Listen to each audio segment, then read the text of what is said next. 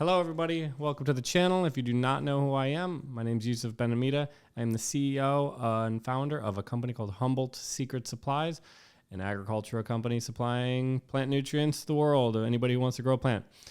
And I'm making this channel because I'm trying to give back info to my younger self or anybody younger than me who, doesn't really know what they're doing or would like to know how I did whatever I did to get where I am. So I had a friend actually recently. He was asking me so many questions, and he's asking me so many questions about how I have done everything. And eventually, after just telling him over and over, everything, I basically told him, like, hey, you're going to have to write down your questions, and I'm going to have to put this on video, because if I'm telling you, why don't I tell the whole world? So he actually, the question that he sent me was, if you want to be rich and successful, and if you want to be rich and have a successful social life by the time you're 35, what would you prioritize between the ages of 18 to 22, 22 to 26, 26 to 30, and 30 to 35? Thought this is an interesting question, and I would say that when I was 18 to 22, when I was 18 years old, I got out of high school and I started working and selling cars at Toyota, Roseville Toyota in Northern California. And they kind of taught me how to meet and greet somebody who walked on the lot and walk them through the whole car buying experience. And I kind of realized by doing it, and I was pretty good at it right away. I sold like 15 cars in my first month, and I made like $7,500. Not bad for an 18-year-old, just, working his first job of the summer right out of high school. But basically it taught me how to walk somebody through a transaction that they really don't know how to do. So you have to go walk up and approach somebody, introduce yourself, and then eventually the end game is to get them to basically sign some contracts and drive off with a brand new car. Second largest purchase of their life. And so that whole experience taught me basically how to move people through a very large transaction that they otherwise would not make, because they would just walk out. If there were no salesmen walking up and approaching and knowing the whole way to move the whole process along, a lot less cars would be bought. People just wouldn't do it. So that really taught me a lot. And so I would recommend, any sort of sales job, I would go and try it out. I wouldn't want to do it for the rest of your life because it's not that fun, but it's definitely a good skill to have. So in terms of that, that really, I think, has led to a lot of success in both, becoming rich and having a good social life, because you ultimately, sometimes you don't always have to approach people, but, it gives you the ability to walk up to people you don't know. And if there's an end result that you want to happen with them, whether you want to make them your friend or whether you want to date them, it's a girl, or you know how to move people along a process that otherwise it would never happen unless you actually did it. So pretty valuable skills. What does it say? Then I, 18 to 22, I probably just wasted my time, a lot of my time in college. I went there. It's funny. My brother sent me a video the other day by Ray Dalio, The Economic Machine, and it's a 30-minute video detailing how the economy basically works in 32 minutes. And he said, watch it 5 times, you'll know it very well. I watched it several times, and I was like, oh damn, I actually know about. I didn't quite know that's how the economy worked. I went to college for economics, and you know what? I don't know. I was spending money, wasting my time, and it didn't really do much other than just teach me about supply and demand.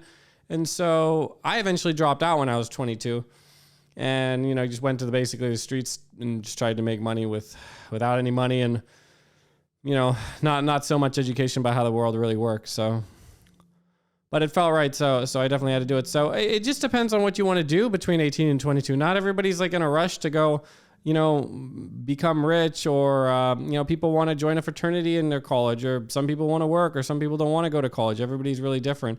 So I mean, it's hard to, I can't just say, oh, you should do this between the ages of 18 and 22. You know, like there's some people out there that literally will just try to jam down your throat. You got to grind. Like Gary Vee, although Gary Vee does say like, you know, you got time out, you know, by the time you're 33, you're still super young. He's like, you don't have to grind all day, every day. See, the only reason why he grinds all day, every day is because he actually enjoys it. So you really want to minimize how much time you're really grinding on things you don't necessarily enjoy. I mean, that's the whole point. Minimize grinding and being miserable and max, because if you can grind on the things that you love and it doesn't really feel like work, then it's going to be effortless. You're going to be able to sustain that over a longer period of time. So I try to be very thoughtful, you know, now, you know, there's so many things I can do. I have a lot more options right now at my disposal. If I'm going to do something, I probably want to do something that I enjoy doing, because then I won't feel like work. I'm not like grinding and slaving away and feeling miserable, because it's not a good feeling. And you don't necessarily have to feel like that. I mean, sometimes you do, but you know, you can minimize it. Let's see. So 22 to 26, you know, that's personally when I really, you know, I was going out, probably, you know, getting drunk every, you know, here and there, Pacific Beach, and I was just kind of trying to build my business, you know. In 22 to 26, I was just trying to play tennis and build my business. And man, I'll tell you what, it was not easy. I mean, you know, the folly of man, they say, is sometimes just people just can't ask for directions until they hit rock bottom. Man, I mean, I definitely, I mean, I figured it out pretty quick, quicker than most, but also slower than most. Obviously I started a brand and a company with no money, and that's almost, I mean, the likelihood of me succeeding was like almost near impossible. I mean, not many people would get to where I am with where I started. I mean, I would say I'm a less than 1% story. With everything that I have, I'm a less than 1% story for sure. So, I mean, I just grinded my ass off. I was going from I'd wake up at 8 a.m. I'd go all the way to midnight. And I was working like side hustles, like buying and selling stuff, just to scrap by. And then when I'd have extra money, I would just funnel it into like my new business idea. 26 to 30. So 26 to 30 is where I started seeing a little bit of success.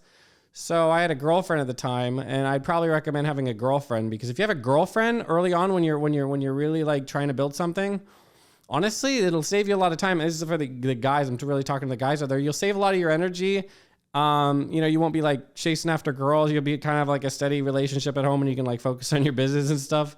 So I actually had a girlfriend for 3 or 4 years in between, and I was just playing tennis. So and working on my business. So it was really you know, it was really a good environment for me to be productive, to be honest. So I had maximum energy. I wasn't going out wasting all my energy going out. And not saying going out actually is wasting your energy, but when you do drink, it definitely steals your energy. And it's very difficult to create new things when you're like drinking excessively, or just drinking at all, to be honest, because alcohol really steals your energy. So I would say, honestly, if you're in your younger years, probably if you want to be more successful, come over and conquer your fear with,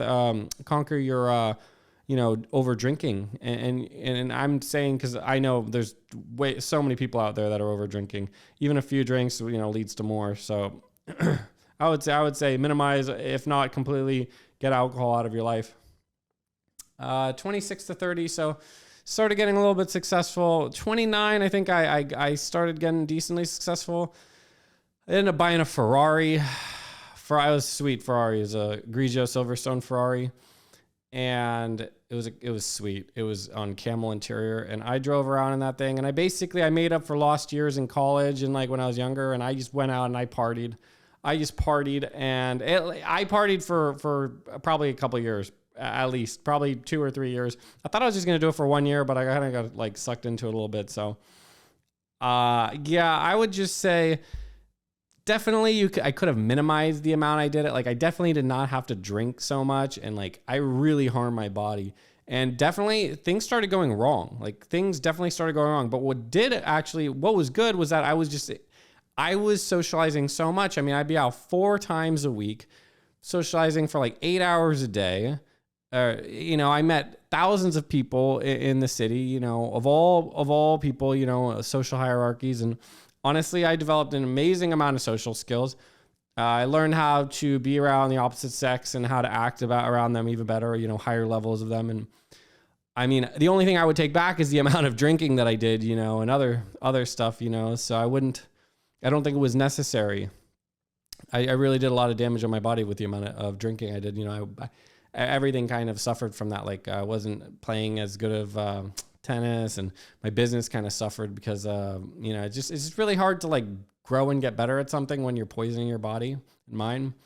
So 30 to 35, I would just try to clean up your life. You know, hopefully you did some good stuff when you're 20s and you figured some stuff out to become rich. I won't go dive into like, you know, everything I did, because I don't think I can do that in one video about how I did everything, how I made money, how I made over $1 million when I was 32, how I was a multimillionaire before 30, how I bought that Ferrari with cash when I was 29, how I made almost $1 million when I was 33 too. You know, how I have a, you know, a pretty good net worth going, and everything's still growing. So I would just say, if I could go back and do anything all over again in terms of how I could be rich and have a successful social life by the time I was 35, I would have gotten over my issue with drinking alcohol, because I felt like I always had to drink alcohol when I'd go out in like social situations. And if I could have went in all the social situations and not had drink, I would have felt a lot better, and I would have had more energy to do other things. And also there were some times where I just didn't go out because I didn't want to have to drink. But I realized that I didn't have to just not go out because I didn't want to have to drink. I could have just went out, you know, anyways. But my mind was like brainwashed. I thought I had to like drink alcohol. So, yeah, in terms of all that, that's about what I thought. So, you know, if you liked it all, what I said, you know, like, subscribe, comment, share with a friend. If you have any other questions, I could make a video. If I think you shoot a good question at me, you could throw it in the comments, and just stay tuned for more later.